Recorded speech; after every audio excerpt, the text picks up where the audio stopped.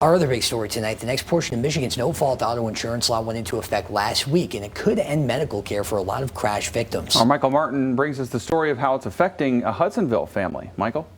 Yeah, Ryan, Doug, a terrifying situation for this family, doing everything they can, leaving careers, taking out another mortgage on their home just so they can pay caregivers to take care of their now 20-year-old son who, because of his traumatic brain injury and strength, needs 24/7 care. But with the recent no-fault auto law changes, they're worried that their situation will further deteriorate and in the end, without the care he needs, end up losing their son. Now, a warning here that there are some upsetting images in this story, but we felt it was important to share some of them so that our audience could see the depth of what some families are now going through. We're really looking at a situation where he's going to injure himself, he's going to injure one of us, and it's just going to go spiraling downhill from there. Imagine, if you can, your child crying out in unbearable pain. Undoubtedly a heart-wrenching situation, even when you're there to comfort them.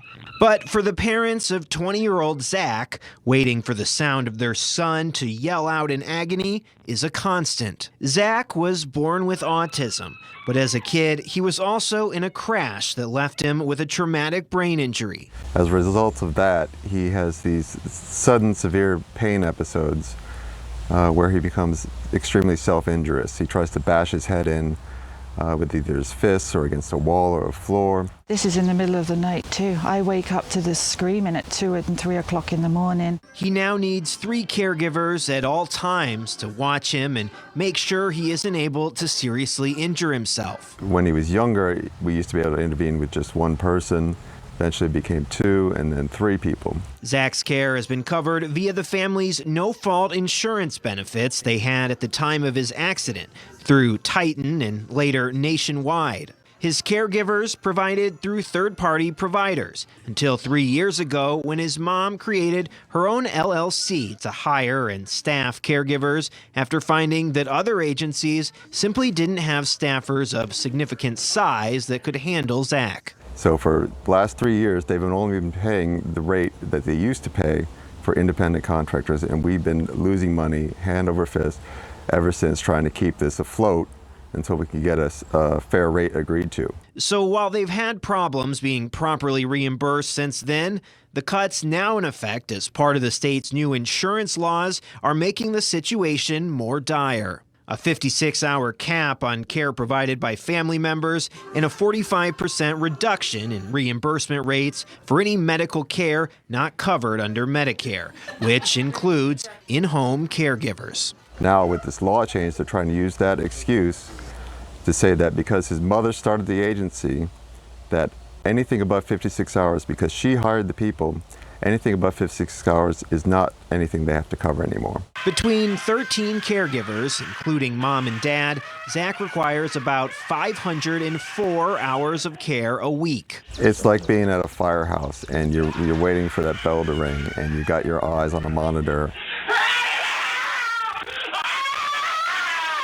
When he does go into self-harm, it's like in seconds that we have to be there to help him, to keep him safe. And even in that few seconds that we are there to jump in to prevent him from hurting himself.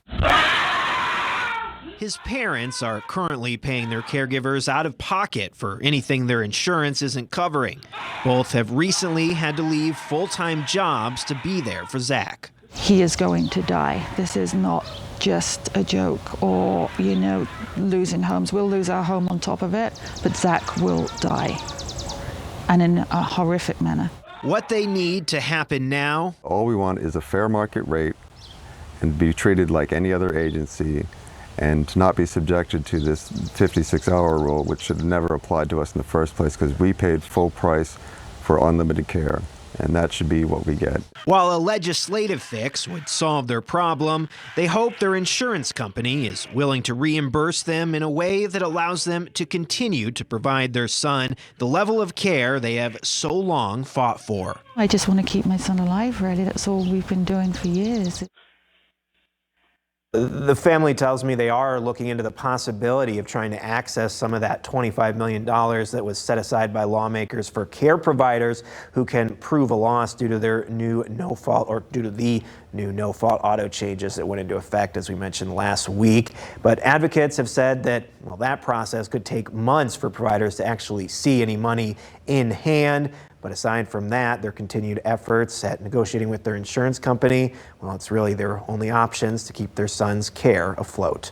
For now, live in the studio, Michael Martin, Fox 17 News.